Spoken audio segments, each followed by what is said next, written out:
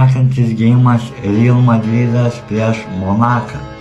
Nueikime į statistiką. Realas turi 3 pergalės ir 2 pralaimėjimus. Monakas turi 2 laimėjimus ir 3 pralaimėjimus.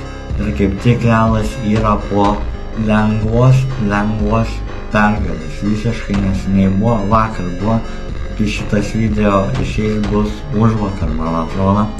Tai jo, nueikime į statistiką. Monakas sėdi 19 vietoj, Realas sėdi 7 vietoj. Man atrodo, Realas bus kaip tik pasikūręs su nauju treneriu ir dominuos. Ar bus 2-1? Nemanau. Man kažkaip šiandien nuojauta pūžda, kad bus tik sutriuškinimai ir ant Arsenalo buvo ir ant čia. Aš kažkaip manau, kad bus 2-0 pasiims pergalę.